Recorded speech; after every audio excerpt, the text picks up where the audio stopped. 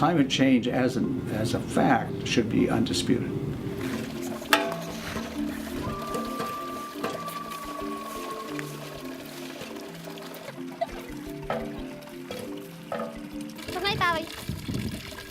In rural Kenya, people spend a great deal of time just collecting water. The 6 million pastoralists struggle to find rain-fed grass for their herds, and the overgrazing prevents the grass from returning.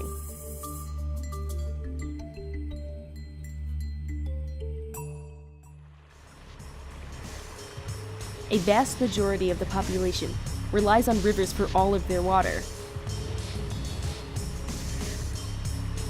The rising population stresses the rivers that are fed only a few weeks out of the year.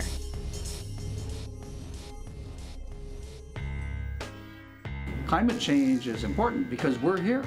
This is the first big climate change that is taking place since we've been on the planet in great numbers.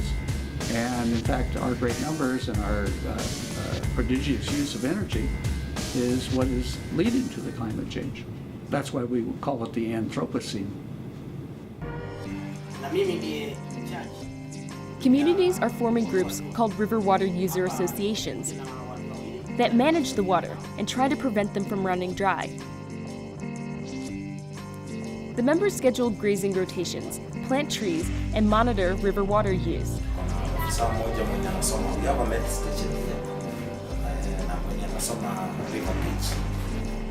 Committed cooperation, they say, is the best way to maintain the herds and the rivers and abate droughts like the one last year.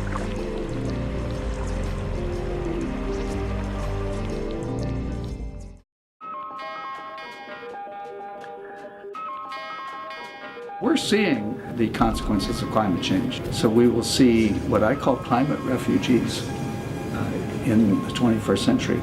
People who've lost their homes have to move somewhere else, and that will lead to tensions as well, because most other places are occupied. There isn't a lot of room for more people, or people think there's not much room.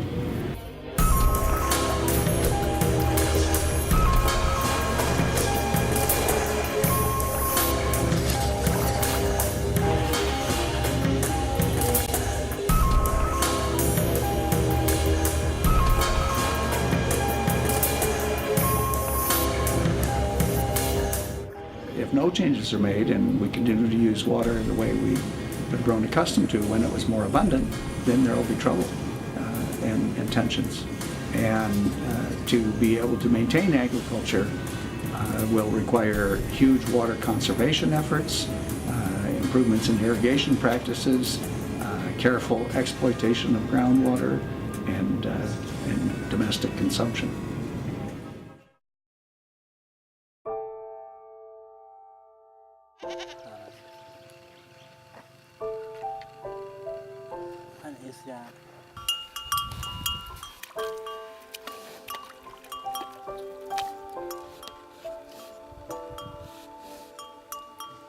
It's often been said that water will be the resource of the 21st century, just as petroleum and other forms of energy were for the 20th century. Water is necessary for all of life. I recall a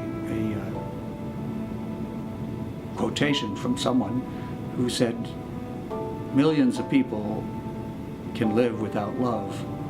No one can live without water." And it's really true. And Africa, in many parts of it, is already on a water diet. Water is not in great abundance in many, many places in Africa. And so diminishing water in any form will lead to conflicts among all the people who depend on it.